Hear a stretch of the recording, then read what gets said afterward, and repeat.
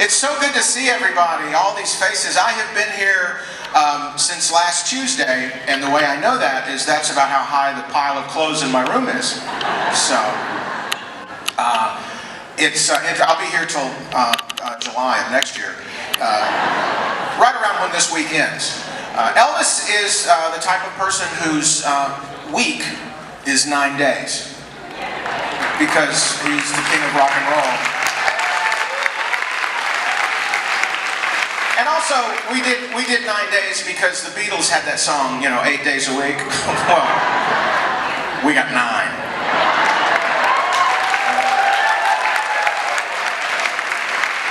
Write a song about that one because I can't remember lyrics, and that's why I don't sing.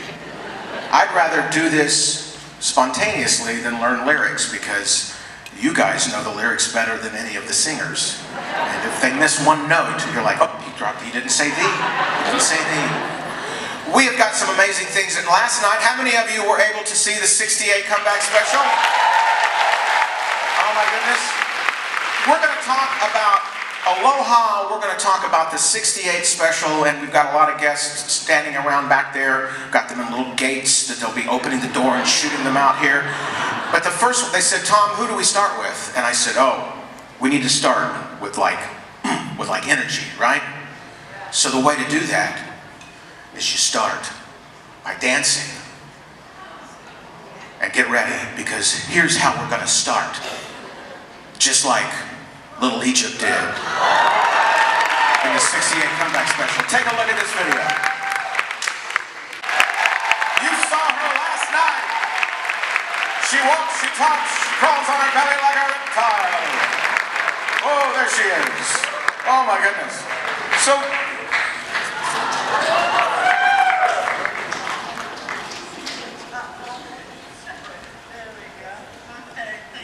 oh my goodness. Thank you. You're all rested up since your performance last night? I'm working on it. Yeah. Well, me too. I was out a little late myself. It's fun to think about this special. This year we celebrate the 55th anniversary of the 68 comeback special. Now, this is not something that you were not familiar with, dancing. You started as a dancer. You started ballet, and tell me how you do ballet and you end up in Vegas as a showgirl working in Vegas. Oh yeah, well, I was doing a ballet show, and somebody saw me, and I was 16 years old. Somebody saw me and they said, would you like to be in a show in Las Vegas? I go, yes, dancing. So they said, but you have to be there no later than tomorrow, because we're opening the show right after that. So I said, okay. And I take the bus and I arrive in the Flamingo Hotel looking for a ballet troupe. I go, where is the ballet troupe? I'm one of the ballerina. They looked at me and they said, no ballet here, there's belly dancing. It's Vegas after all. Yeah. So before I knew it, I was on stage and in the background, in a chorus, trying to see what other girls are doing, because I didn't know how to belly dance. So, but being trained as in ballet, you can pretty much do anything, So I was watching what they were doing and doing the capes and the veils and all that turning, and so they loved me. So they didn't fire me, because actually the bosses in Vegas, they fired other dancers. And I said, why? She was so good and I don't know what I'm doing. They said, she didn't have what you have. I guess because oh, we saw that clip. We know all about what you've got. Yeah. So tell me, that life, so belly dancing enters in that way, and somehow you end up in Burbank in 1968, part of a legendary show and a legendary special. And even with your appearance as short as it is, you make such an impact. Still, all these years later, watching the clip, tell me how you got involved in the special. How did you get your part? Well, I had an agent. I thought he was like 100 years old, but he wasn't. He was sweetheart. He was an old gentleman from New York, a Jewish man, and he would not explain to me what the auditions were. He would just go get the job. Well, who, what, why? Never mind, just go get the job. Okay, so I would, and just take your costume, take your music, and you're gonna audition. So I did. That's how I was able to get the role. But before that, I've done other shows, a lot of other, McHale's Navy, and I mean, I started Man from Uncle, you know. So I did a lot of shows, not always belly dancing. But I loved belly dancing, I really did. I think it's such a great art, and it's good for you. It's good for you emotionally and physically. It's a great exercise, you know. So I love it. I do a lot of judging of the competitions of belly dancers, and I love them all. They're so beautiful, really. It seems like what you were doing in the special would get a lot of attention, particularly from Elvis. What was your experience in, well, I mean, you know, she's right there, you know. I know. When I used to watch him in the movies, and I thought, oh, he's cute, you know. That's all I thought, but I said, wow, he sings amazing, okay? His voice is, anyway, but when I was on the set, in the makeup room, I see this vision walking towards our area with this aura that I can't even explain, with a smile, a little crooked smile that he had, you know. And I go, oh my God, and I just froze. And he would walk in and introduce himself to everybody on the set. He would say, hi, I'm Elvis. And the guy says, I'm John. And the girl says, I'm Mary, and so on and so forth. And then he came up to me and he says, oh, Tanya, you must be Little Egypt, Tanya. I go, yes. And he says, I'm Elvis. And he gave me his hand, right? So all I could hear is blah, blah, blah, blah.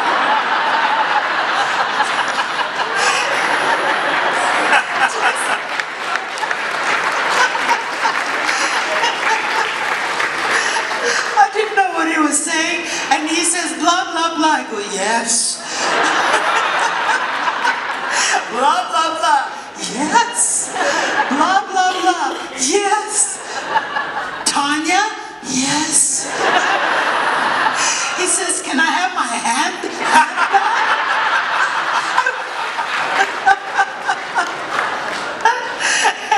You know, that was my basically introduction to Elvis. Yeah, that's...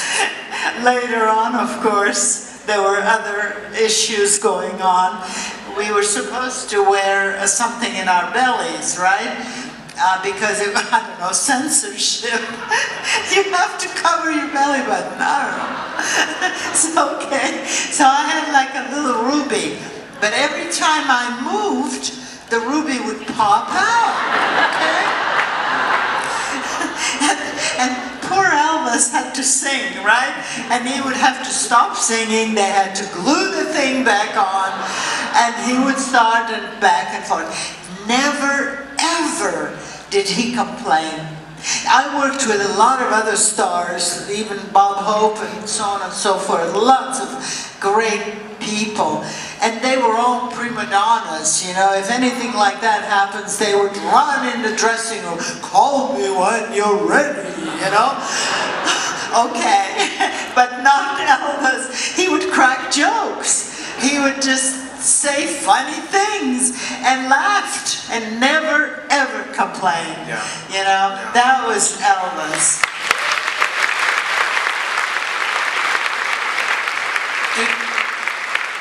Did you have the feeling from being around him, and it sounds like he was very loose and enjoying everyone, how much pressure there was? I mean, we know now how much pressure there was on him and how important this TV special was to where he was in his career and the next level of his career. Did you get any sense of tension from him like that? Or it sounds like not. I did not, Yeah. to be honest, I did not.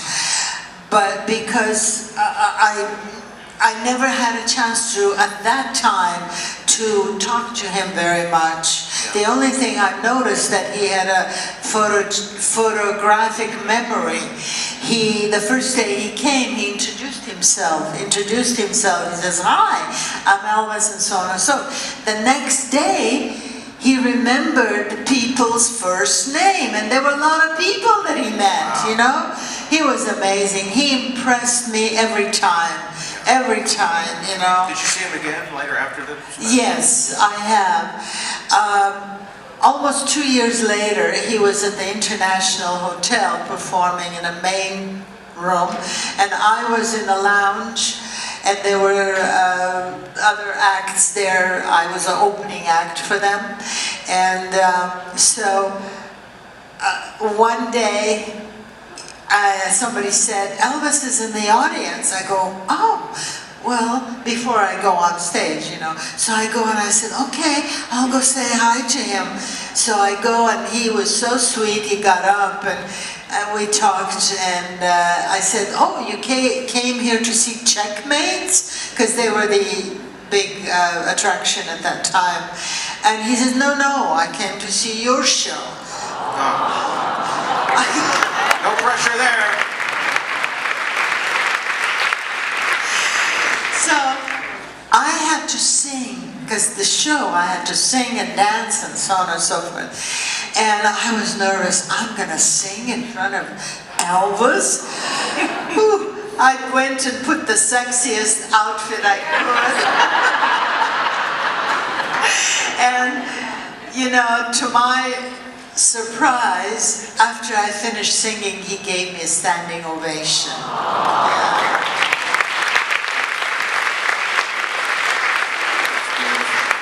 I know.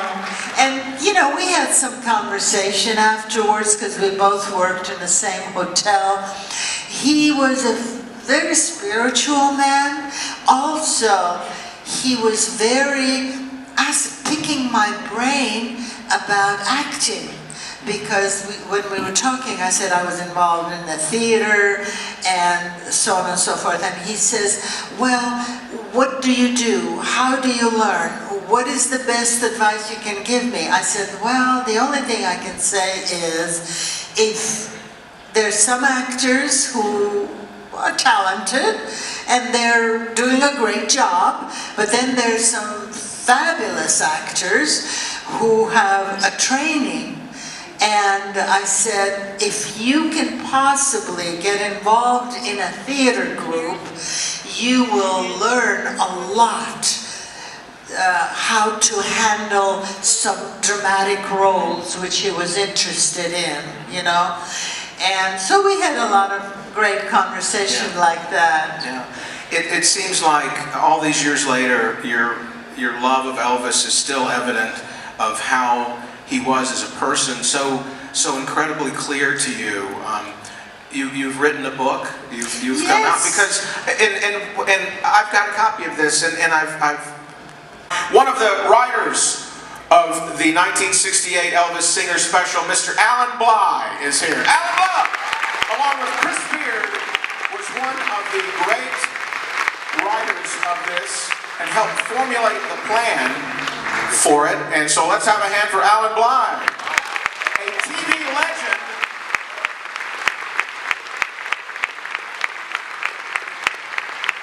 There you go. Good to see you, Alan. There you go, right there. Did you bring your guitar?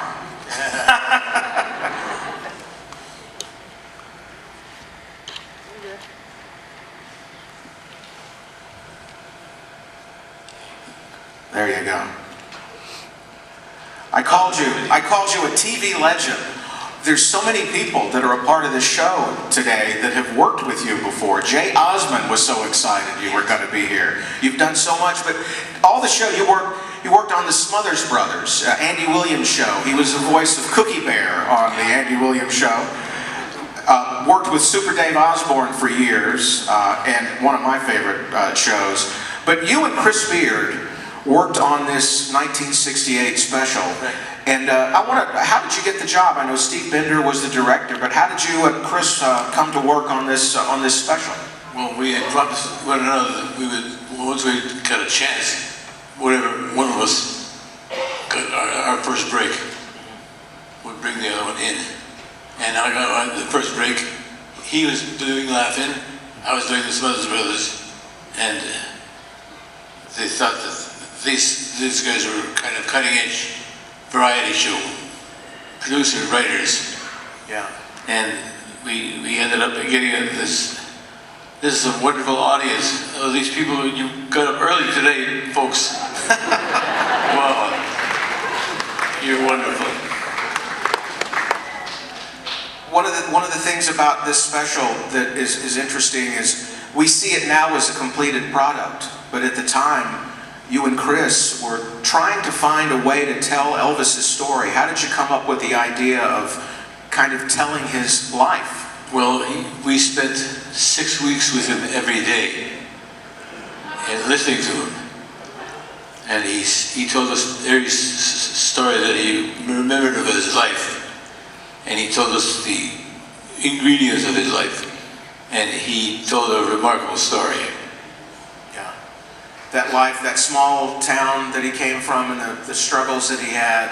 And so you guys came up with the Guitar Man as Yes. kind of the theme of the show. And how was Elvis? I mean, you worked with the Smothers Brothers, all the other stars that you've worked with. How was Elvis as a co-worker and someone to write for? You know, when I first got the show, it was a job for me. I'll work it. And I was so astounded. He was such a remarkable performer. He impressed me so much. He came out with his powerful display of his ethics, and he was a true hard performer of his career. Yeah. There was someone else that was around the set at that time, and that's Colonel Parker. Yeah.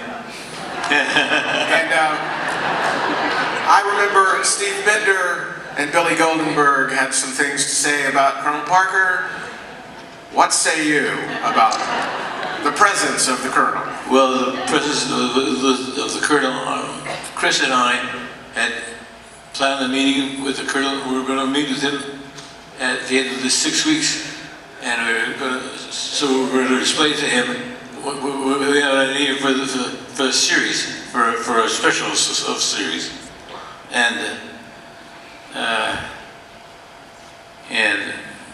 he introduced himself to us, and he said, "Listen, boys, I have this idea for the show. We'll just do a number of Christmas songs."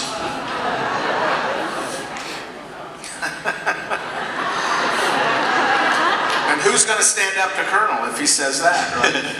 Well, we said to Steve, listen, you know, the Colonel has an idea for a series of shows for Elvis, and partly for us to do something that's against what the Colonel is thinking of. And Steve said, "We hired you guys because we want to hear what you guys have to say about Elvis Presley." And I said, "Okay, well, we'd like to do a show with Elvis that stems from his story that he had been telling us about himself." And we did an entire gospel sequence, an entire special material sequence, and an entire dance sequence. And Steve said, "We love that idea. What else do you want to do? We'd like to expand his career into our careers." we want to tell him what we'd like to say. We'd like to tell him what our plans are for him. And they said, we want to hear what the plans are. And they found us inventive and interesting, and they backed us every inch of the way. And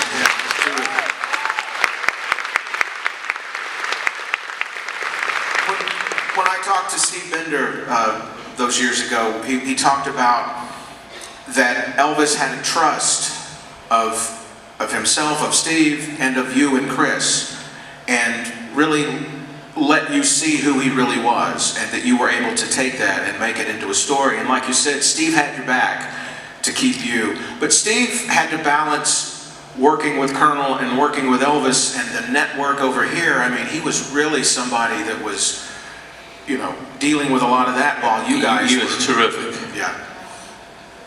And there was a night that you guys were together and the assassination of RFK happened. Mm-hmm. And tell us about that time. What happened when you guys heard about that? Oh, I remember that time. And Chris, who was a guy with a great sense of humor, showed me the respect that he had for Elvis.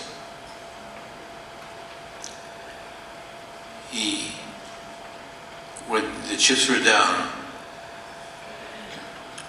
he crossed himself, and he couldn't believe what his eyes had just told him it was true. And so difficult for us to get this under our skins. He was so torn by his upset that he could not forgive himself. He was such a torn individual, and when his spirit was at his lowest ebb, he came through with flying colors. I was so upset. I learned from him, from Chris, that there was a spirit to his great endurance and how he lived through his most difficult moments. And I remember I was a witness to it. And at this time in my career, my brother was with me as well. He worked for the Colonel. He had his own career at his own expense, and I was able to share that with him. I'm sorry to get such a serious moment in my career, but my career was also invested in Elvis at that time in my career. Yeah, I was so touched by Elvis and how he had performed for us. You all were a main reason that for one of the first times he did a song that he believed in. And that was because of you guys. Yes. And he told Steve, I'll never do another song I don't believe in. So you guys made an impact with what you did in that special and telling that story. You and Chris and Steve and Billy. Thank you. Those guys were terrific. And we just, when you see these people approaching you, because they're going to know who you are now, we just want to say thank you. Thank when you. we see you. Thank you. Thank you. Alan Bond from the 1968 Elvis Comeback Special. Also Super Dave and the Smothers Brothers and the Andy Williams Show and the Osmond Brothers Show. Thank you. To me, as a Star Trek fan, to be here, she was in Wolf in the Fold episode of Star Trek. So you have two fandoms that really, and three, the belly dancing community, but the Star Trek fans and the Elvis fans, and you just feel love everywhere you go, don't you? Yes, you know, I have done a lot of roles, different kinds, dancing, non-dancing, but the people remember me from Elvis and Star Trek. Yes. So I just got back from Las Vegas where they had this big event there. I was just there. So yes, that's true. And so your book, my book tell them the title of the book. How Belly Will Travel.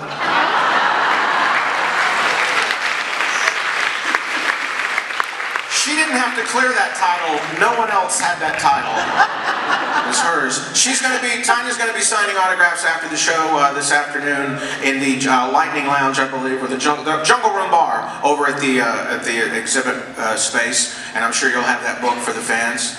Yes. And you can find out more stories from Tanya Lamani George. We enjoyed you on the screen last night. We enjoyed you in person last night. We enjoyed you in 1968, and thank you for being such a part of this Elvis family. Thank you. Tanya, Lamani George. Thank you all. Thank you so much. How many of you plan on playing harp in heaven? That's what we call this, is a harp.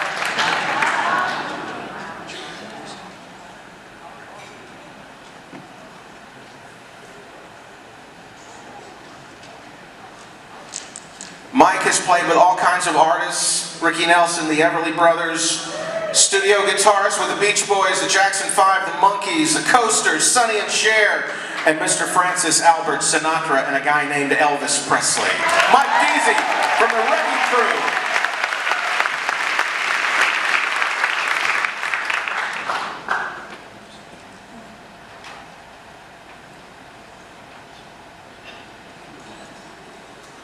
Guitar?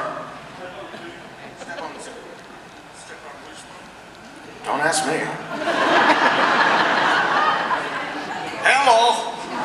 Try that one. I'm gonna move.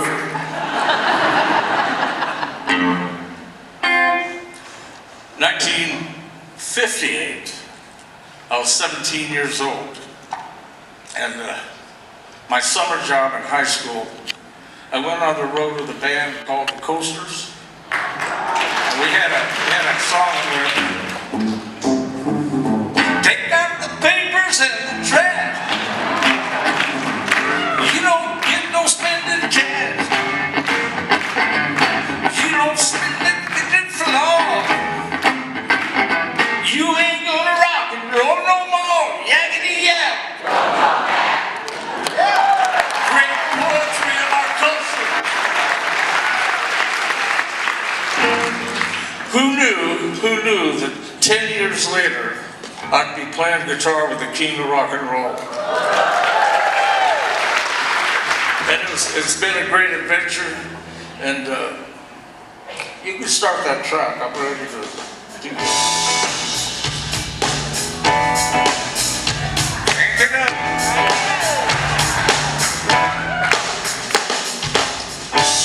I'm drifting like a ship on a stormy sea. I was drifting like a ship on a stormy sea. I was going down for the third time when the Holy Ghost got a hold on me. I cried, Lord have mercy. Lord have mercy on my soul. I cried, Lord have mercy. It's a great prayer. Have mercy on my soul. I'm just a poor lost sinner.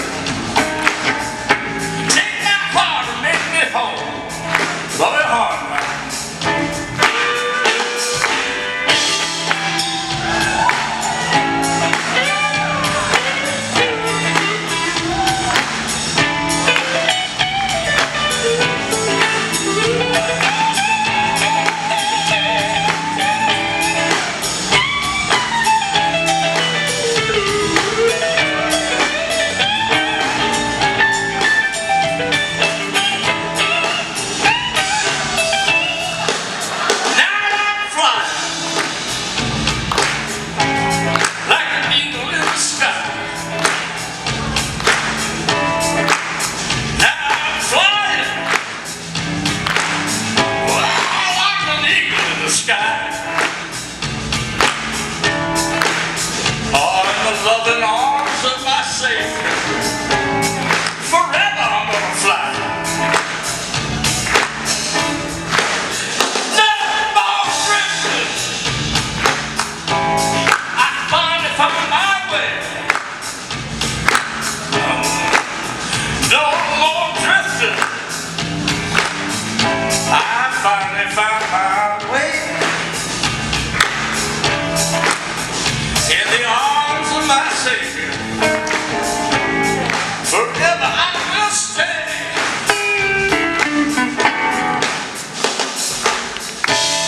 Look out now.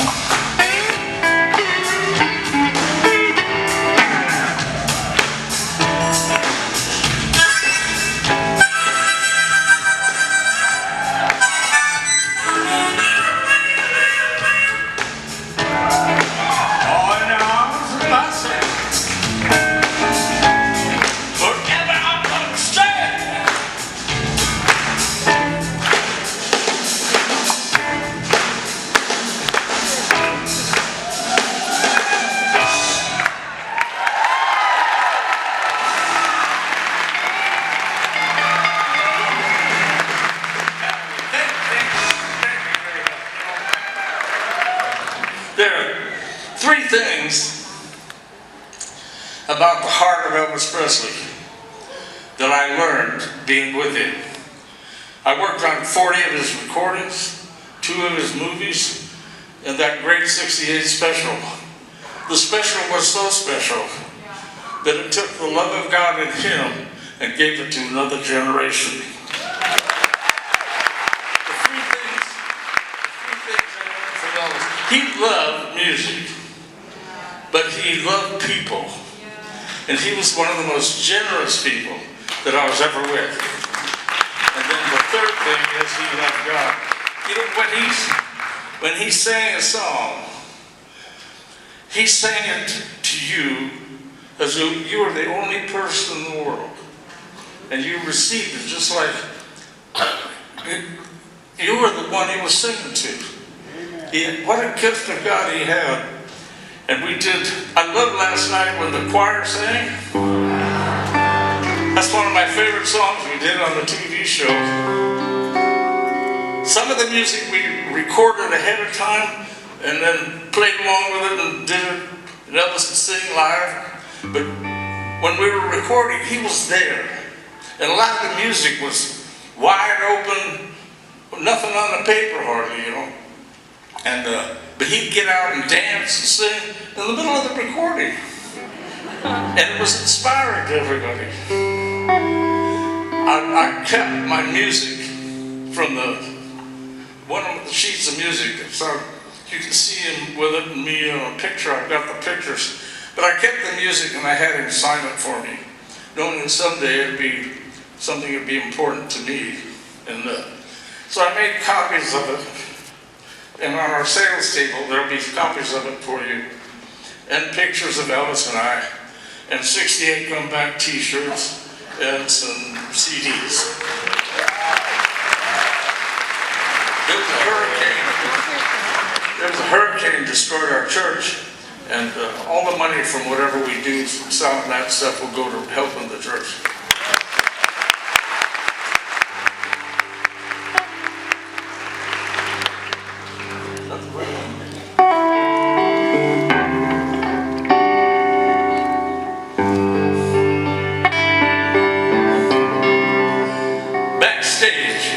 There was some songs that Elvis used to sing, and they were always gospel music. I worked on 19 Grammys, 26 #1 records, and thousands of other recordings and movies, all Clint Eastwood's movies. 3 of the Grammys I won, or participated in, were with Elvis, and they were all gospel music.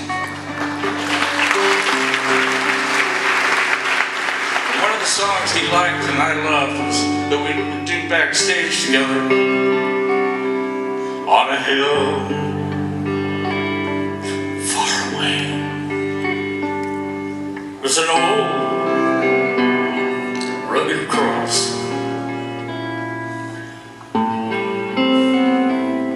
an emblem of shame.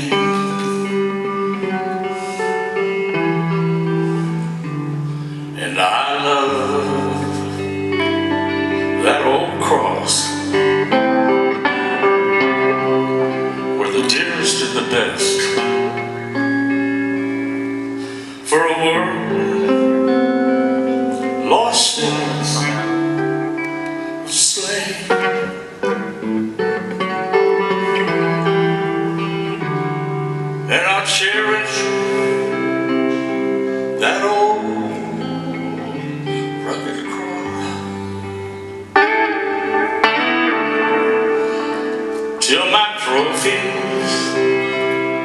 At last I lay down.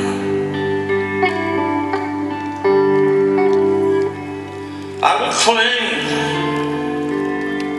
to that old rugged cross.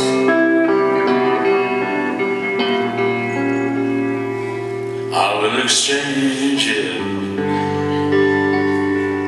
someday for a crown. I will exchange it someday for a crown.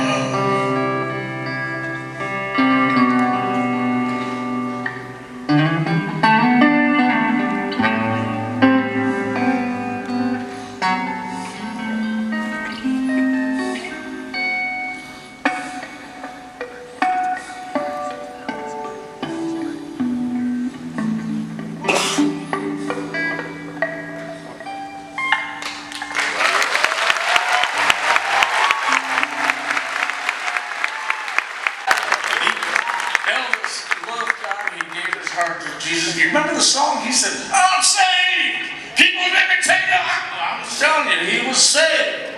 And he went to heaven. Elvis has left the building. But he's also left the planet. I'm going to say a prayer. And I invite you to say it to yourself. Give your heart to Jesus. So that you can go to heaven. Jesus didn't come to the earth to condemn anybody or to send them to hell. Jesus came to provide a way for all of us. He didn't leave you out. Say, Father, a great gift to be able to be a part of Elvis's life. And I work for the King of Rock and Roll, but you know now, I work for the King of Kings.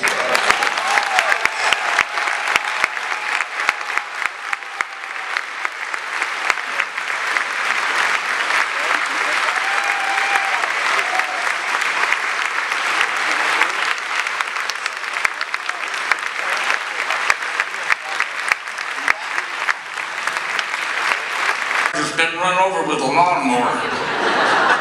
But this is a great guitar. It's a 1951 Fender Broadcaster. And after I got born again, I had a friend of mine, Doug Raoul, who's a sculptor in California, carve it. And it has the three crosses with Jesus dying on the one in the middle for y'all.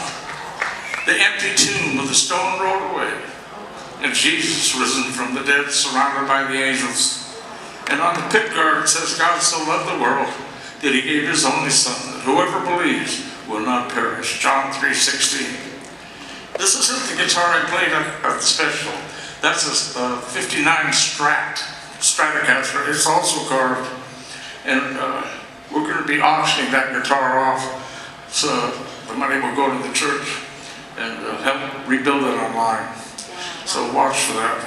And you're Port Arthur, Texas. I am in Port Arthur, Texas. I'm on YouTube, Facebook. My life is an open Facebook.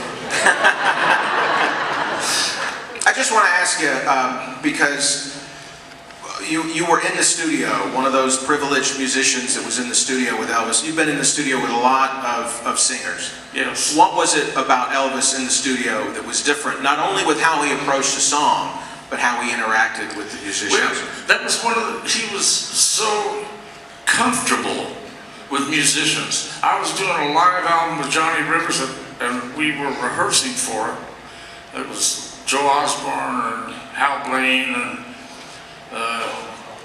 Larry Nickville, and we were rehearsing. Anyway, Elvis came in. It was the same time we were working on the 68 special, and Elvis came into that rehearsal and sat down. I handed him my guitar. I picked up another one. He sat there and jammed with us and hung out.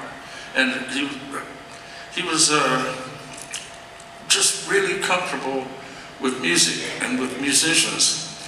Then we all went across the street to get some barbecue. He said, well, bring me back some. I can't go. There was a certain captivity with his greatness that he learned to work with and around. But when we did the 68 special, he was right there performing with his heart, and it inspired us, and it really made a difference. A lot of times we'd do recordings and the artist wouldn't even be there. He'd come in later and sing. Yeah. But that energy transfers to to the musicians. Well, y'all are, when I'm up there singing, when I was talking to y'all and singing, I was giving my heart, but I could feel you pulling it out of me too. Yeah.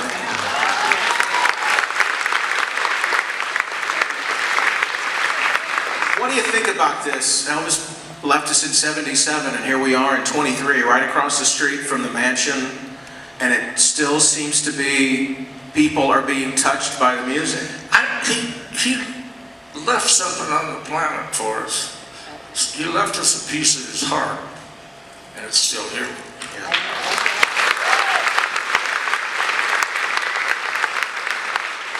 I'm assuming that an artist, a guitar player like yourself, who worked with Elvis, and all the artists that you've worked with, when you hear a song on the radio, maybe you hear a song that you're on.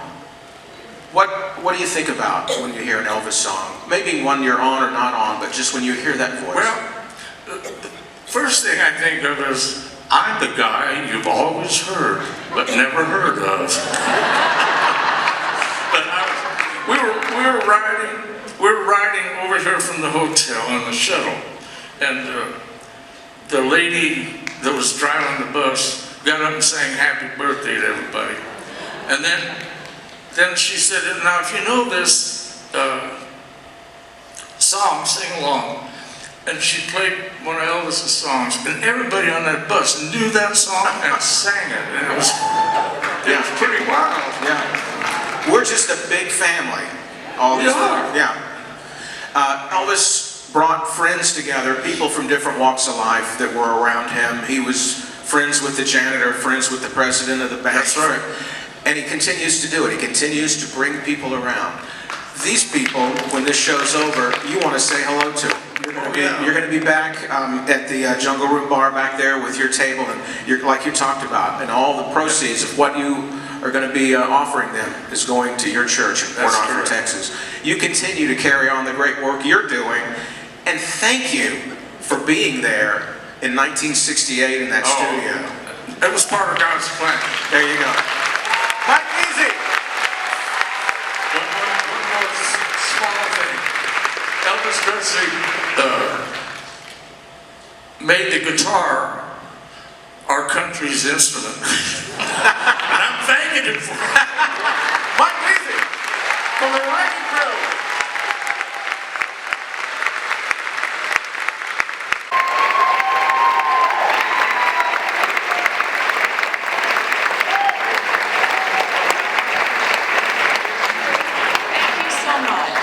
Oh my goodness.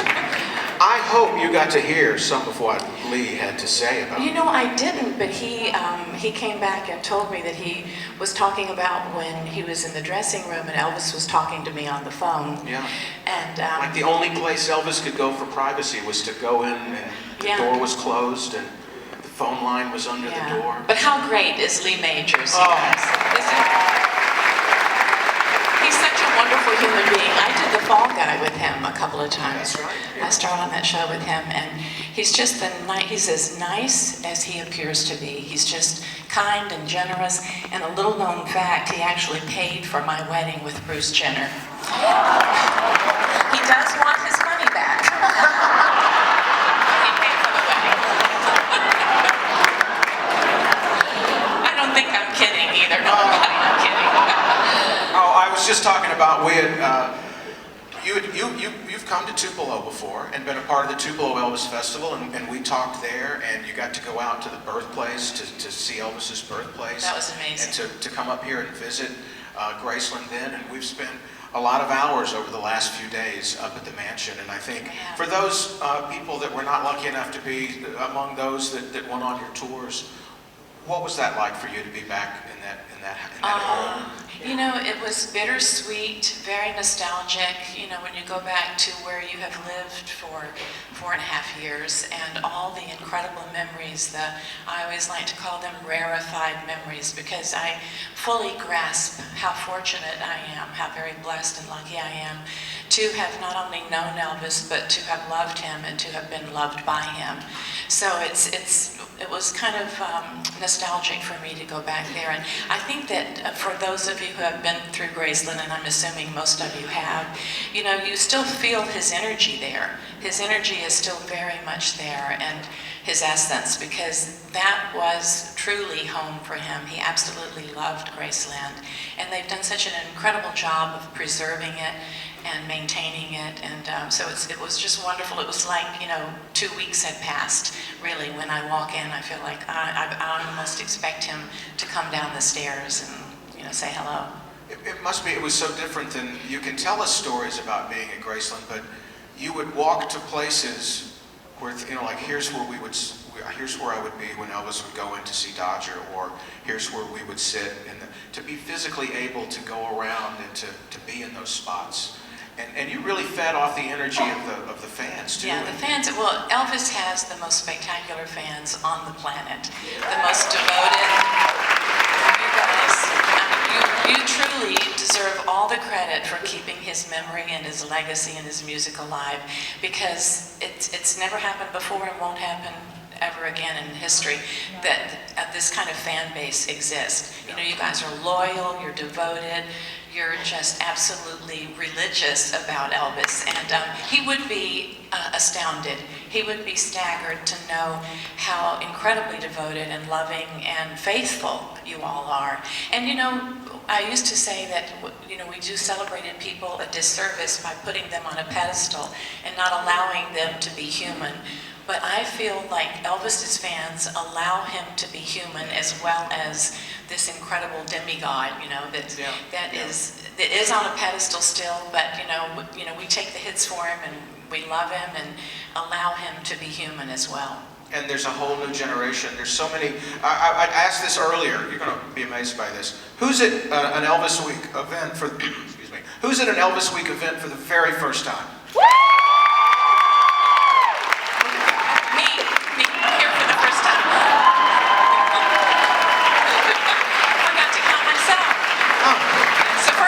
Invited by Graceland and EPE to be here and participate in a lot of the events, and I'm so happy that I am.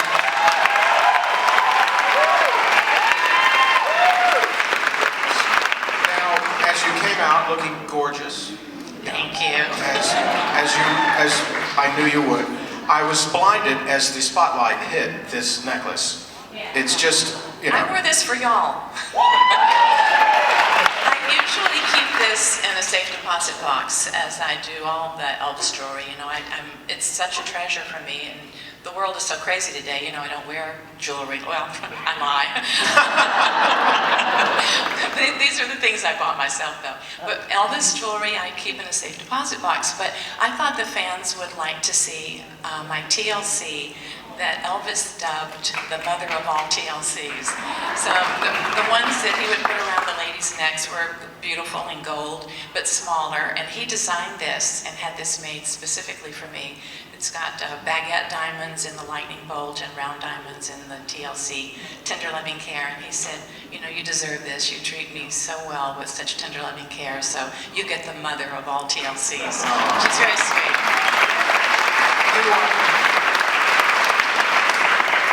You also cooked with TLC, too. I sure did. Yeah.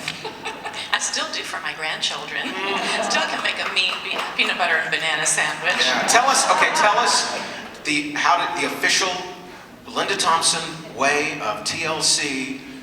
I'd like to take credit for it, but it's really the Elvis Presley way of creating a peanut butter and banana sandwich. You mash the bananas, it has to be a ripe banana, you mash it up, blend peanut butter in the mashed bananas, take 2 pieces of white bread, preferably, you know, Wonder Bread, and put the mixture in the bread, and then you melt a stick of butter. A stick? Pretty much a stick. It's a lot of butter. And you saturate both sides of the bread and fry it like a toasted cheese, like a grilled cheese sandwich, but it's peanut butter and banana. And you know, honestly, I don't think I ever saw him eat a full one, but he just wanted to have a few bites. I told you this story last night about he would ask me too, honey, would you go downstairs and make me some bacon and eggs? And I said, well, do you want Pauline or Lottie or somebody to do it? No, I want you to do it because it tastes better when you make it. I said, okay, so of course I accommodated him. Went down, and the first time I ever made bacon and eggs for him, it was like 3 eggs, you know, and 4 slices of bacon. And I go back up with the tray and put it down on the bed in front of him, and he looks at it. He said, what is this? I said, it's your bacon and eggs. And he said, honey, I'm rich. I used to be really poor, and you know, we didn't have a lot of food to eat. And he said, this looks like when I was poor and didn't have enough food to eat. I said, I want you to go back down there and put at least 6 eggs together and ½ pound of bacon. I won't eat it all, but I just want to see it in front of me. I just want to know I can afford that.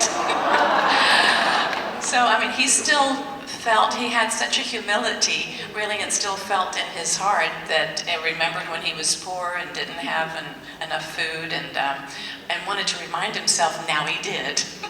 That sense of where he came from seemed to always still be with him. And one of the things that we found out in talking to Angie, the head of archives, is that Vernon saved everything because he was through the Depression. It could go away. Yeah, absolutely. That stayed with Elvis. Even. Yeah. Not as much with Elvis. I mean, Elvis honestly didn't care about money. He didn't care about hoarding money. He had such a generous spirit. And he would often say, I derive so much more pleasure from giving than receiving. He was a very difficult person to buy for, as you can imagine, because he had everything, and if he didn't have it, he could go out and buy it. Yeah. And, he spent his money. God bless him. He lived for the day. He lived the way we all are admonished to live. Today is the present. This is the day we should grasp and rejoice in. So he did live that way. But he derived incredible pleasure from giving, and would much rather see someone's face having received a gift from him than for them to bring him a gift. Yeah, I remember Red and a couple of people, Dick Grove, I think, said that one of the things they would tell people when they were going to introduce someone to Elvis for the first time was, whatever you do, don't tell him you like his watch. Exactly. Don't compliment him on anything he's wearing. Because he'll just give it to you. Yes, I don't have that affliction. So you can tell me you like my rings. Because I was going to tell you, I love that ring. Do you? Which one? What size does your wife wear? Exactly. No, but honestly, that's the truth. If you said to Elvis, if you would go up to him and say, oh, that's a beautiful ring, I love that. You really like it? Take it off, give it to you. That's it. We called him Santa Claus because he had such a tremendous spirit of giving. He's an incredible person. So how do you buy for the man who can buy anything for himself? How do you select a gift for him? It was really difficult.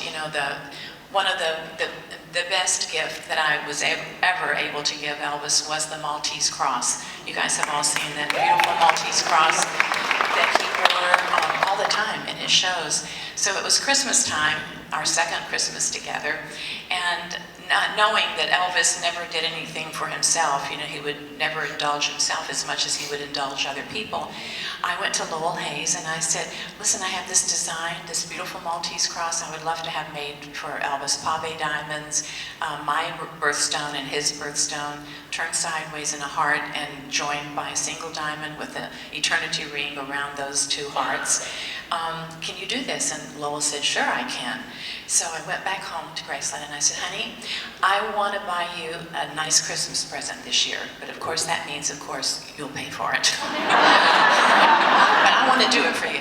And he said, okay, sweetheart, well, how much are we talking about? And I said, $25,000. He said, $25,000? And I said, now doesn't $8,000 sound better? So ladies, remember that if you're, or gentlemen. So it made $8,000 a lot more palatable for him. And he said, he started laughing and he said, I see what you've done there. And he said, so honey, is it is it 25 or is it 8? And I said, it's $8,000. He said, sweetheart, if you want to spend $8,000 on me for Christmas, please go ahead. So I got him the Maltese Cross, and he absolutely adored it and wore it to every show thereafter. Yeah, and for, that's right. Somebody had one on at the tour the Yes, other night. Lowell Hayes is still making those. They're not the diamonds, you know, and the garnets and the emeralds that were in the original. I bet he would, though, if I bet he anybody would. wanted Yeah, to, anybody wants to cough up a little more than 8,000 now in today's world, I think. For you to go back in Graceland, one of the things that I got to do is I got to be your audiovisual person. You're so kind. Well, you know, to when you were there, and we preface this story. It was the '70s, right? So talk a little bit about because we were answering a lot of myths, breaking a lot of myths, or maybe telling what into you is the truth. About different things like the jungle room and how the furniture came to be, but talk a little bit about your ideas for what you wanted to do in decorating and talking with Elvis about it. Well, I basically deferred to Elvis's taste. You know, I just tried to help facilitate his wishes and his taste, including the jungle room. And we actually did go to Pier 1 and purchased a lot of that furniture there. And then Ingalls Interiors, a guy named Bill Eubanks, helped us to, you know, make the dream come true by getting little trinkets and different things, and also to help with the fabrics in the pool room. I had seen an ad in a magazine, and it looked like a Moroccan room with the tinted ceiling and the fabric on the walls gathered, and I just thought it was so dramatic and very Elvis-esque. So that was the inspiration for the pool room, and those are 2 basement rooms, and the TV room, such a low ceiling, I said, let's mirror the ceiling, and it'll heighten and make it look brighter and lighter, and the lightning bolt. So all those were, you know, my suggestions, and Bill Eubanks helped to implement those. But the living room, Elvis wanted our bedroom red, black, and gold.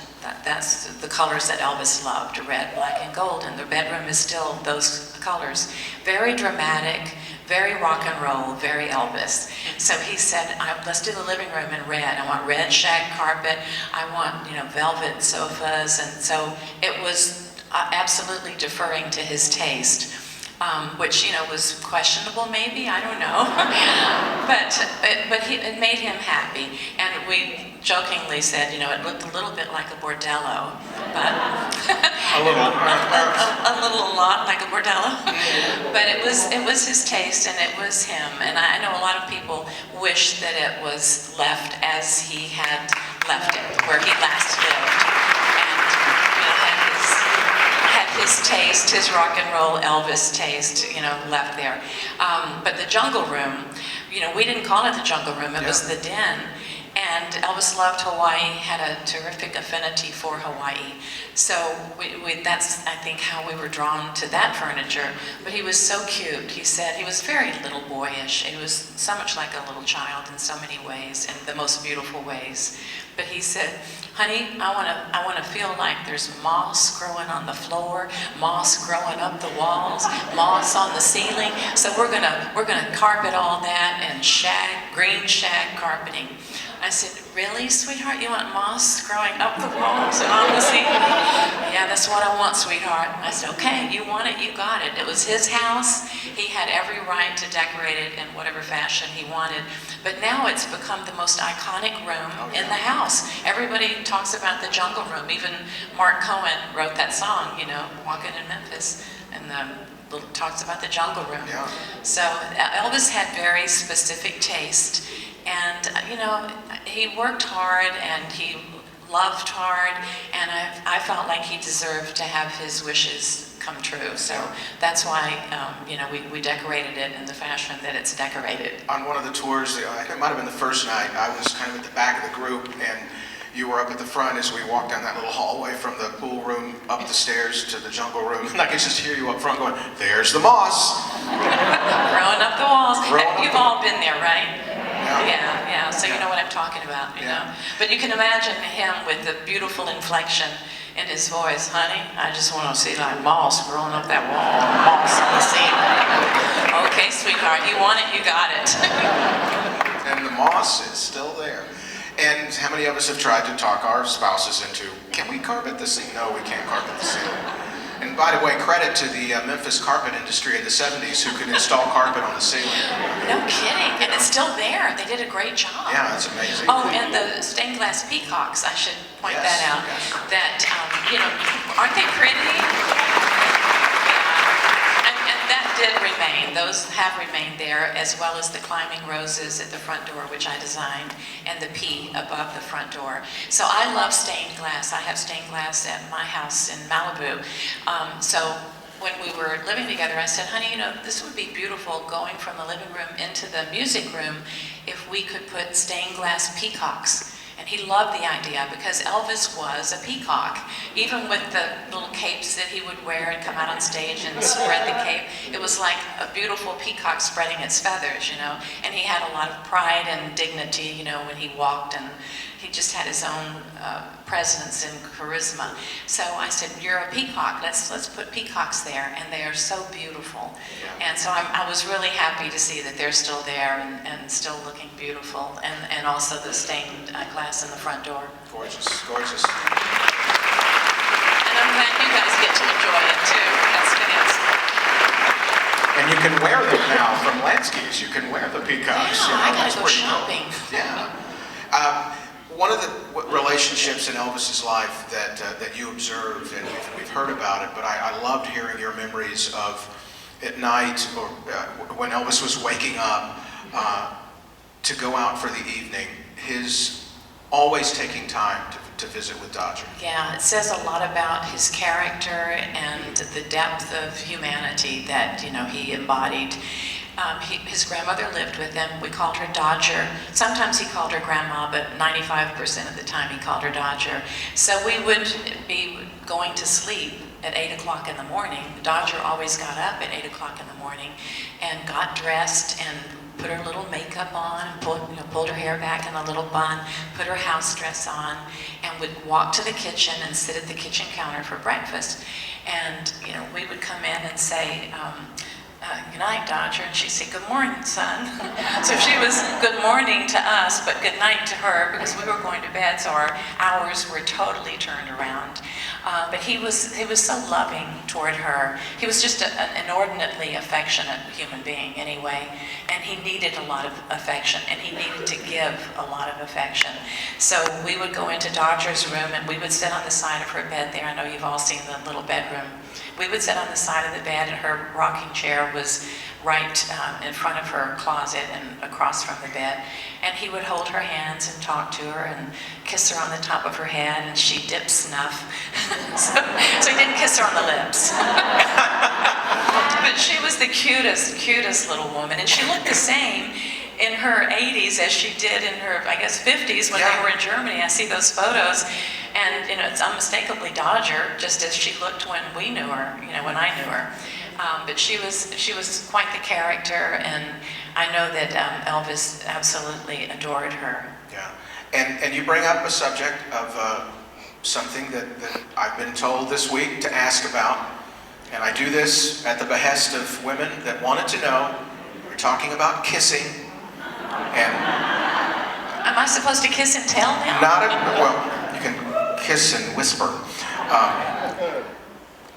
Not a question I would have thought of on my own, but I'm doing this. Sure. I'm doing this at the behest. Well, remember what Jerry Reed said. Jerry Reed said, Elvis, I'm not that way, but man, I'd kiss you. Kissing Elvis, you've come up with an explanation that perhaps Well, it's could the help. closest explanation that I could devise. And I wrote this in my memoir when I finally wrote a memoir after everything else had, You come had to some life. stories to tell. I have had quite the crazy Yeah. life. But I said if you take two big fluffy marshmallows, put them together, and the sweetness and the softness that they are, and you just kiss those marshmallows, that's the closest thing that I could come to imagining that would be like kissing Elvis. Because he did have the softest and sweetest lips, and again, he was so wonderfully affectionate that, again, I know how lucky I am and how blessed to have those memories and to be able to still close my eyes and imagine those kisses. Okay, I asked the kissing question. Okay? And he always had good breath. I don't know how, but he always had good breath. Yeah. Well, you said he smelled of Neutrogena soap. Neutrogena. Yeah, he only used the original Neutrogena soap. So these are the little personal things that, you know, it's nice to know that about someone that you love and admire, and just little human touches like that. He always used Neutrogena soap, so he always had this little essence of that clean, fresh smell of Neutrogena soap. Their sales are going to go up, aren't they? You're welcome, Neutrogena. Somebody called the Graceland gift shop. Some Neutrogena in there. As we know, if we've read your book, which, by the way, thank you for finally putting your story out. Wonderful experiences. You, obviously an award-winning songwriter, lyricist now, known for that now, but you were writing lyrics and didn't realize, really, you thought you were writing poetry for Elvis, but he recognized. Yeah, I used to write him love sonnets and poetry, and he would often say to me, honey, this is beautiful, I love this one, can I have someone put this to music? Because, as you know, Elvis didn't write music, he just made it come to life. He stylized every song that he ever did and made it his own, so he didn't even need to write. But he would say, let me have someone put this to music and I'll record it. And in my naivete and just trying to keep something personal, between us that wasn't shared with the world, I would say, no, honey, this is just private between you and me. Had I known about music publishing and royalties, I might have been a little bit more mercenary in that. Yeah. And let him do it. And even beyond that, there's a Christmas song that I wrote called Grown Up Christmas List. And that was Elvis's favorite holiday, is Christmas. You guys know that song, Grown Up Christmas List? So it's been recorded by Barbra Streisand, Natalie Cole, Kelly Clarkson, Amy Grant, Michael Bublé. Like every artist, it feels like, has recorded that song. But I would have loved to have heard Elvis's beautiful voice singing those words, So it would have been very gratifying for me if I had let him record some of my tunes, but I didn't know enough. I was ignorant and naive. He recognized, though. He did. He recognized the talent, and so he helped me in so many ways. I said I went to 4 years of university at Memphis State. It was Memphis State University then, now it's University of Memphis. But I finished 4 years of college and didn't learn a modicum of what I learned with Elvis. Elvis was such an incredible teacher of life and of how to, just the kind of person that, you should aspire to be.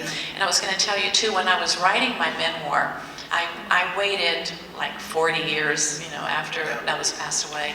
I didn't want to exploit my relationship with him, so I didn't write anything for 40 years, and then I waited until I had gone through my life circumstance with the former Bruce Jenner, and I thought I had my normal life. I left Elvis for a normal life. Thought I had found it. I had it for about a hot 5 minutes. With Bruce and my 2 beautiful sons. I wouldn't change anything, I trust life, I trust God that life unfolds as it's meant to. And looking back, I would have made the same choices. I had no idea about Bruce at the time. But I'm glad I didn't know, because I wouldn't have Brandon and Brody and then my 4 beautiful little grandchildren. So I've learned to just trust, to trust life and trust God and let life unfold as it's meant to, and then just make the best of it, and you don't always have to understand something to just be kind about it. To be, just be kind. And I was going to tell you, when I wrote my memoir, I had an admonition to myself. I said, is it true? Is it necessary to tell the story? And is it kind? So with those 3 things in mind, I was able to sit down and recount some of the things that have happened to me and for me in my life. But it wasn't a joyful thing. It was very difficult. I don't know if any of you have written about your lives, but it's a tremendous responsibility to do justice to other people, to tell the truth, but to still to do it with kindness, and to try to have some sort of inspirational slant to the book. Now, later today, 5 o'clock, there's going to be an event that I know a lot of us are going to, and I don't want to end on, a note like that, but I just wanted to get your favorite, and I don't want to intrude on whatever you'll say this afternoon, but for the people here that might not be going, just your first impressions of just a wonderful Lisa Marie experience. Yeah, I had nothing but wonderful experiences with Lisa Marie. From the time I first met her until the last time I saw her, I've had nothing but wonderful encounters with her and heartwarming exchanges. She was a phenomenal human being. She was, incredibly loved by her daddy. Elvis adored her. And we would go in at night and tuck her in and call her Goober Nickel. We had all these little pet names for her. And, I've heard her do interviews where she said, oh, I was a terror. I was a little brat. She really wasn't. My experience with her was always that she was affectionate and sweet and listened. She was just, I thought she was a perfect little child. I just adored her. And the first time I ever met her, I was at Truesdale, and I had just started living with Elvis, and he said, I want you to meet Lisa, and wanted her to meet me. So he said, Lisa, this is my new girlfriend. This is Linda. And hi, Linda. And she was very shy. And then after a few minutes, she had very long brown hair. I like to say it's when I dyed it brown. Before I went back to my natural blonde. But truly, it was long and brown. And so she came up and said, Linda, can I brush your hair? And I said, of course, sweetheart. And I was like, oh my God, she wants to brush my hair. So she went up to the house and got a brush and started brushing my long brown hair.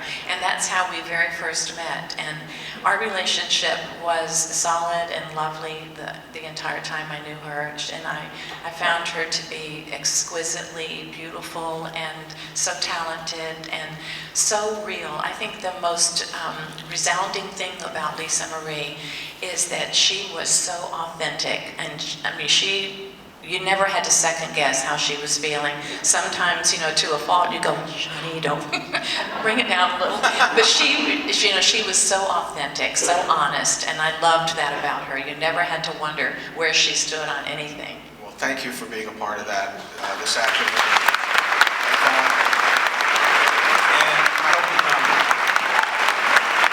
And there are so many people here this week that have so many, like I've said, intersecting lives. Someone over here who knew or worked with this person, and it's just been amazing. There have been so many people that are returning guests and so many people here for the first time. But I just want to utter what we all say, which is, thank God you're here.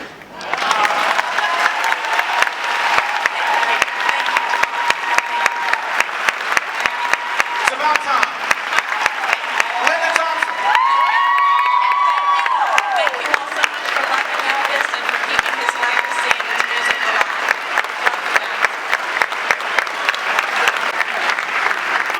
Gene, so good to see you. How are you, my friend?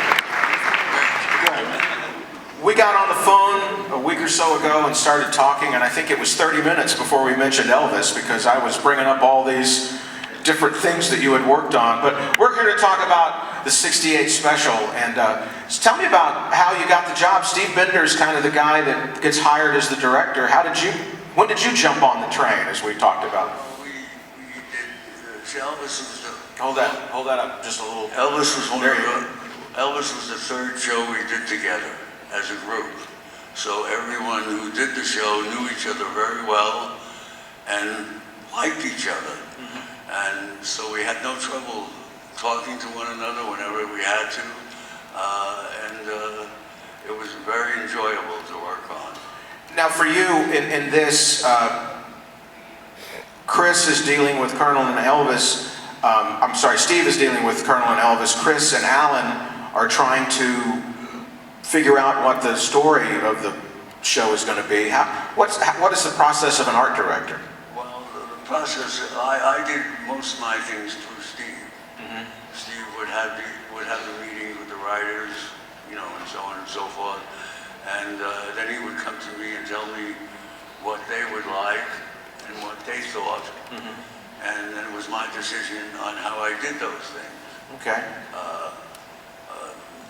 many times they would say, like for instance, when we were doing the 80s, the 80 Elvises, they wanted me to watch Jailhouse Rock because obviously it was done similar. Yeah. But I never watched it, and I said, I'm not going to watch it. They said, well, why? Why not watch it? And I said, because it's been done. And I didn't want to watch something that had already been done because I thought it was, like Elvis in many ways, I didn't want to copy anybody else. Yeah. Let's, Gene, we've got right down here, let's see that first photo we have, which is a shot of Gene on the right, and on the left, that's the lighting director, John Frschetti, right? Oh, to have those days back. Yeah. This photo shows one morning when Elvis showed up in the studio early in the morning, and to our surprise, he was standing over in the corner. I hadn't met him before because I didn't go to any of those meetings with him, and I thought, well, maybe I better go over and talk, explain who I was and so on and so forth, and talk to him because he seemed to want to talk to people, but he was just standing there. So John and I both went over, introduced ourselves to him, and started talking. And I realized at that time he was very conscious of both these scenes that we were doing involved a lot of dancing. The choreography had to surround him, and I think he was very conscious of knowing how that was going to occur and what it entailed and everything. We tried to explain to him as much as we knew, because a lot of times these shows happen so fast that you really never get a chance to see all the rehearsals. And that's the way television is, and you realize that's why it's so important to have a bunch of group of people who are wonderful, because they're the ones who tell you what's going on. Right. Otherwise, there's so many people involved in it that you don't get a chance to hear everything. Yeah. And with us, we were so good with each other that everybody heard everything. So it was a great way to work, and the best way to work, because if you don't have that kind of adherence on a television show, the show never turns out any good. Yeah. Let's take a look. Go to this next slide. Here's what we know about the guys in the guitar boxes. That's the image that we had at home. And you told me an interesting story about walking by one day and seeing the choreographer working with the Elvis guitar players. Yeah, we had not seen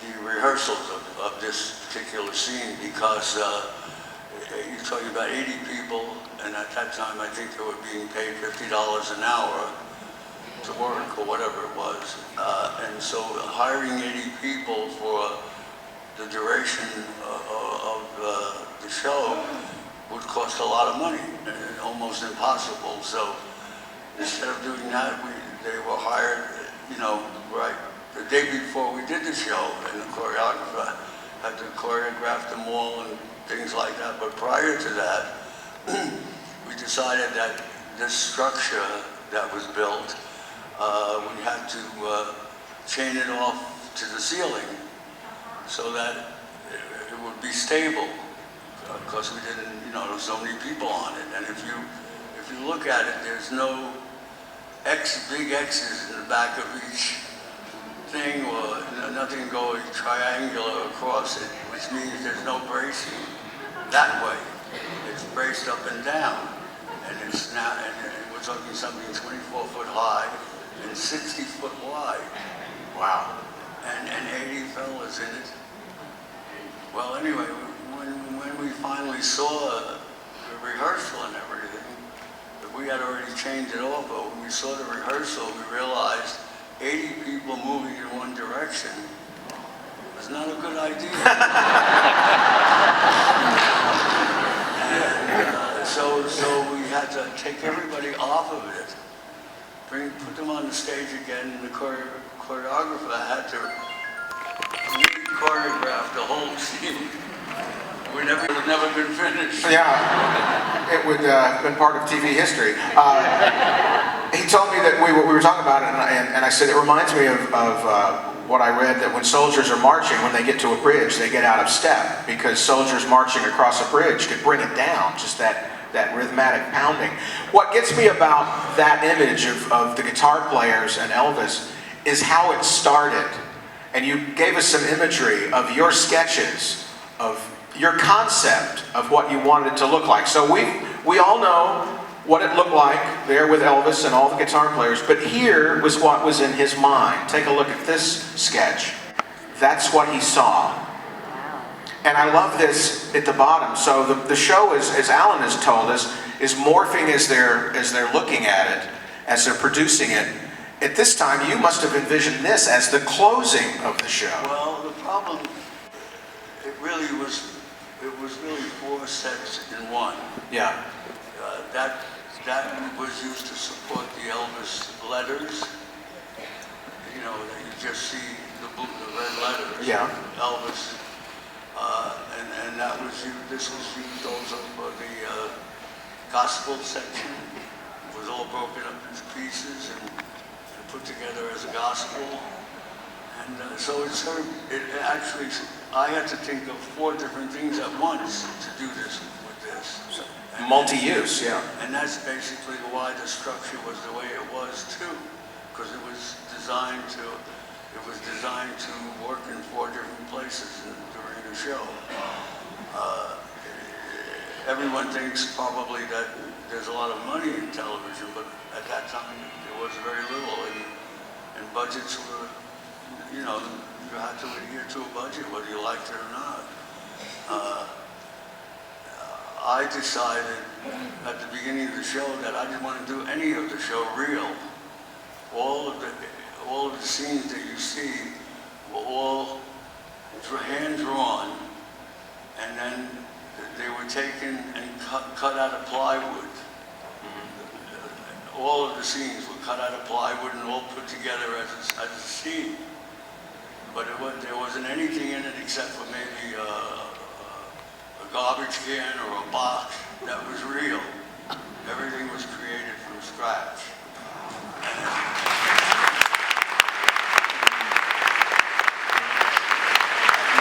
And fortunately, today with the enhancement and with the job that these people have done here, it's wonderful because it made it much better than it was in '68. I asked Alan about this, did you get any feeling, being around Elvis, that there was as much pressure on him as there must have been at where he was in his career and how important this special was to the next phase? I didn't really feel that, but I did during that opening, you know, the opening thing when he came when we didn't have an audience. Yeah. I did feel when he first came in, he was a little leery of what was going to happen, and that's the first time I saw him.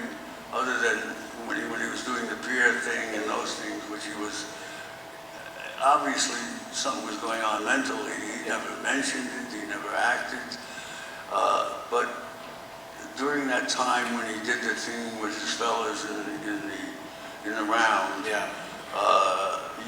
You could see in the beginning when he walked in that he wasn't sure how that was. That was his first time in front of people. Yeah. Like 8 years, an audience, yeah, and all that time. It was, but you could see the change in him. Yeah, as soon as it, And once you realized that all those gals, the young gals that were around him, were very attentive. Yeah. Well, tell me about that set. That would turn anybody on. Well, look right here. Look right there. That's my request. I put that whole row together. Tell me about that set. I've always called it like almost like a boxing ring with no ropes. Was that your design? It was designed for that reason. It was because Elvis was the kind of person who kind of pranced around when he sang. He moved. Yeah. So we decided that, I don't know who decided it. I I can't remember that, but we decided it would be nice to have it in the middle of an audience with an arena of his own that he could kind of prance around. Because we felt like, well, it almost looked like having a caged animal with no cage. Yeah, exactly. Dangerous. Dangerous. And that's how we thought about it. Well, that was a pretty good choice. Because everybody on the show had the same thought in mind, that all they wanted to do was to have him back with a live audience. You know, because we knew that was the whole thing that was missing from his life at that point. That's how important that was for that next phase. We didn't even know how he thought about that. At least I didn't, because the producers and the writers knew, because they had more of a contact with him. But it was very important to him. You guys shot in June, July of '68. The special comes on in December. And by July of '69, he's opening in Vegas, back in front of a live audience. This is kind of the beginning of the lighting of the rocket. Let's take a look. There's another comment you had. Now, this next image, of course, from the closing of the show, and it's a combination of the song that he sings, the outfit that he's wearing, but one of the most iconic sets ever, standing in front of your own name. Well, the funny part about this is that I had worked as an assistant art director on the Judy Garland show in 19. In fact, that's why I originally moved to California, and one of the suggestions, I don't know where it came from, was, oh, maybe we should do his name and lights. Well, it was a great suggestion, except I really wanted to think of how to do it so it would look masculine, other than what Judy has. And so that's how the red and the lights came along, and the fact that it was that big and that. Anybody else in front, I must tell you, anybody else in front of that set would look foolish.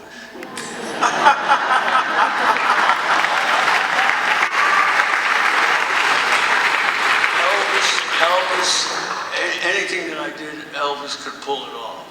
Yeah. You know, so, and I wish I knew that even more at that point, because I probably would have been a little more outlandish. Well, you have created one of the great specials in the look and the feel of the art direction, and I don't know if you can see it on stage during the tribute artist events. They have the Elvis letters. Can you bring House up for just a second? House lights, because I wanted Gene to see what's right over there on that wall to the right. Take a look over here, right over there. Yeah. So. It's a little smaller. Spoken like a true art director. Gene McAvoy, thank you for your work on the 68. One more thing to say about you guys are a terrific audience. I've never seen so many happy people in my life.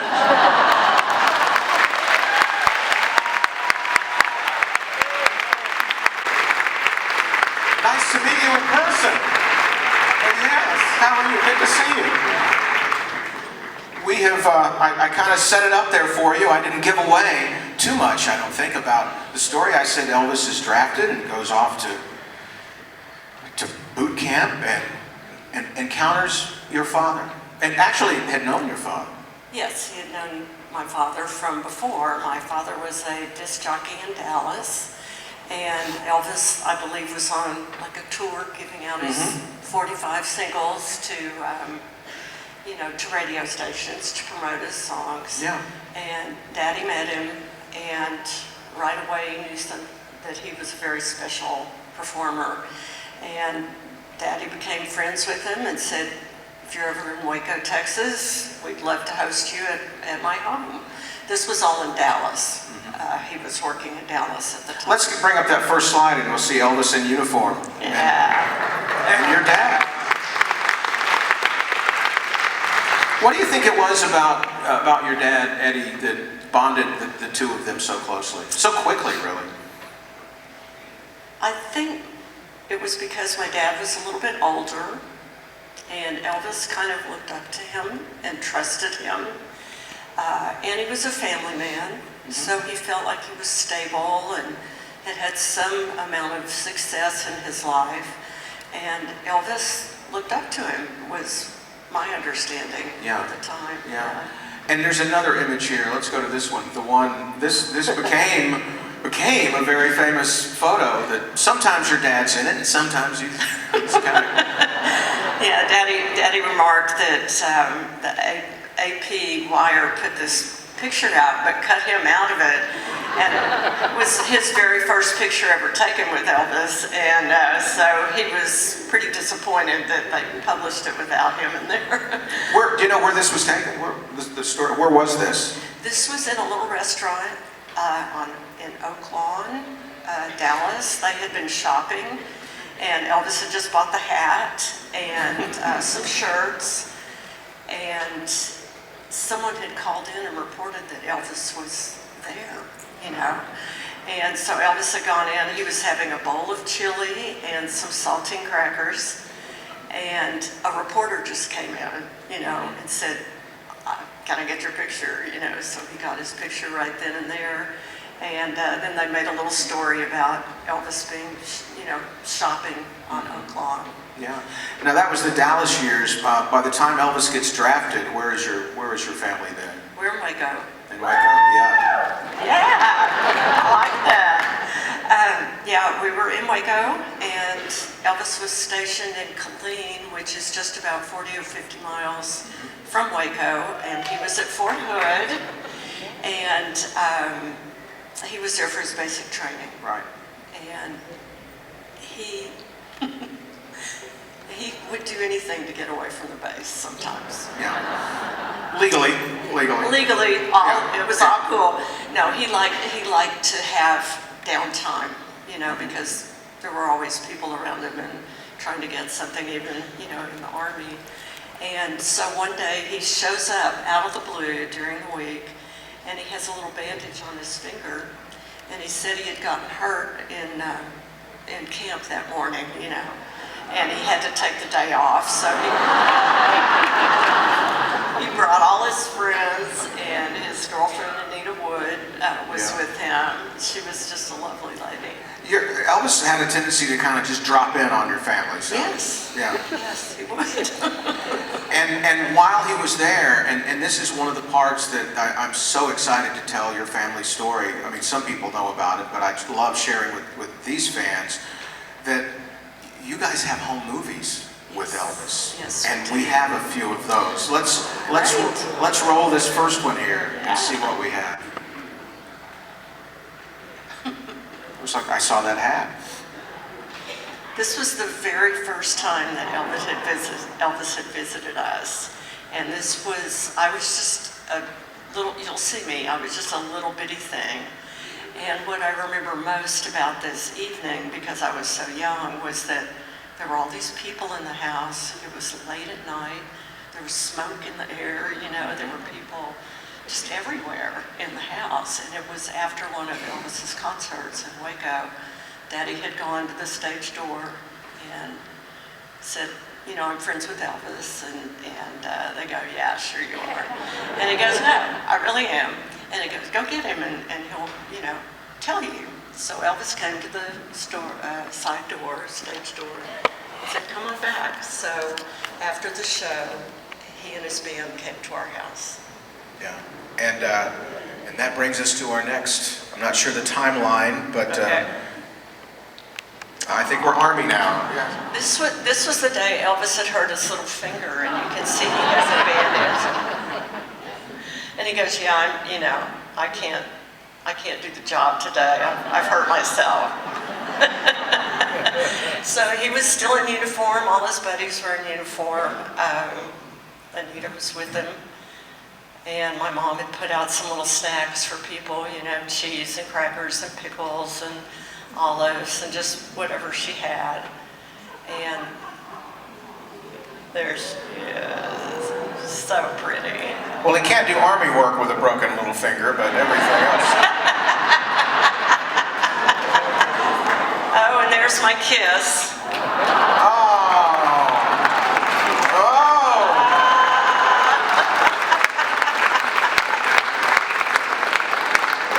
I'd have that on a t-shirt. Those are sweet pickles that Elvis was eating. And when he, you know, my dad had his movie camera out, and he goes, "Don't just sit there, y'all move, you know, it's a moving picture."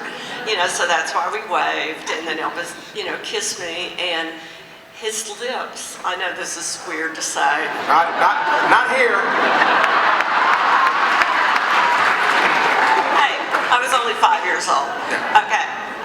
His lips were like wet and cold from the cold pickle, you know, the sweet pickle, and it felt kind of sticky. And so, you know, you see I put my shoulder up, it was like after I got off the camera, I wiped it off.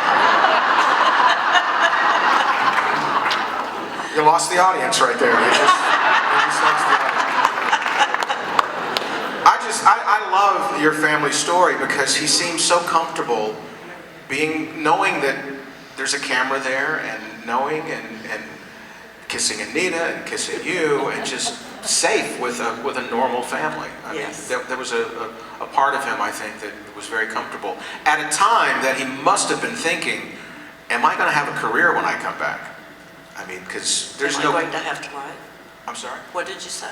I said about having a career. He didn't know if he would still have a career when he came back. So there's a pressure on him, even as he's relaxing with you guys. Now, the next one of the world's greatest singers, if there's a piano in the room, this is going to happen. Yes. Our piano was located right in front of our front door of the house. And we had no air conditioning then. It was springtime, so the front door was open, the back door was open so that some air would come through. Wow.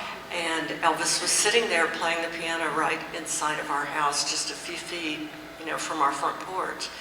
And people in the neighborhood and people in Waco that knew that Elvis visited our home would watch for the cars to come park along the street. And when they saw them, they would start coming in from just everywhere, And so there were people that were sitting on the lawn listening to Elvis play. And then some of you may know that he added on a room or enclosed a room of our house. It was an old porte-cochere, which is like a carport back in the old days. Mm-hmm. And he enclosed that to make a little private area for Elvis. And kids would come from all over Waco and climb up on that roof because it was a flat roof.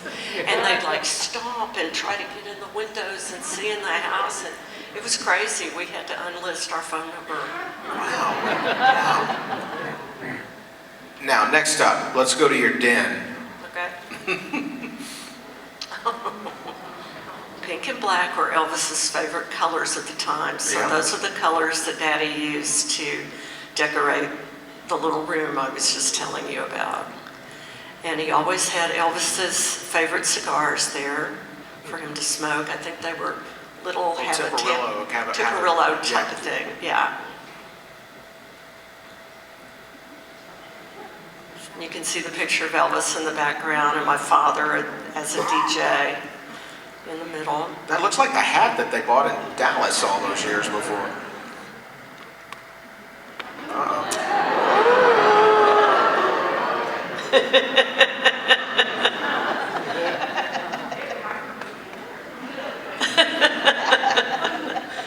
You can see his finger really well all the time. The interesting thing about your family is this story was almost kind of unknown, except I guess just locally, to people there. Tell us about your website and the Elvis house. Oh yeah, right. Yeah. Well, the house house that Elvis visited in Waco, we have turned, my brother owns it, and we have turned it into a bed and breakfast. And I tried to go back in and furnish it, you know, in the 50s, 60s style as much as I could, and repainted the pink and black den back to pink and black, and staged it with furniture the way it was when Elvis was there. And so my brother rents it out on Airbnb. It's in Waco. We call it the Elvis House, and it's the elvishouse.com. You can read about it. Yeah, it's a wonderful website. You have little clips and news stories and clippings about it and photos. And I'm going to be in Waco in a month or so. There's an Elvis festival coming to Waco. Yes, I don't know in if you know October. about it. Yes. Right. So be on the lookout. Yeah. We're going to have to have you come over to the Elvis Festival and tell your story there. We've got some Elvis fans. So look out, Waco. We're on the way. Right, right. One more clip I've got right here is Okay. this little birthday cake. Yes. We didn't get to celebrate Elvis's birthday on his birthday, but when he was visiting during his time at Fort Hood, we decided we would have a birthday cake for him. And so you can't see it very well because it's really old footage, but there's Elvis playing the guitar and a little hound dog at the bottom. So. And one more shot. I love this picture of Okay. the two of them together, your dad and Elvis. Do we have that? We'll edit this part out. There it is. Oh, all right. After Elvis was out of the Army, Daddy visited him at Graceland a couple of times and stayed in the mansion. And this was one of those visits with Elvis. Wow.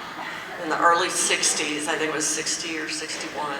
So he still remembered your dad, still remembered your family, and remembered what your dad had done for him. Yes. You know, that was the Yes. part that I thought was amazing. Yeah. Thank you so much for You are coming so here welcome. to tell your story. Janice Vidal and her dad Eddie. Don't forget Eddie.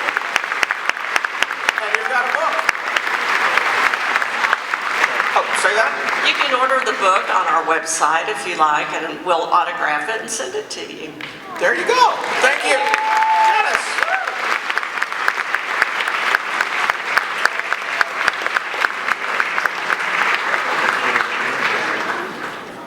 Oh, that's so cool. I think I know where I'm staying for the Elvis Festival.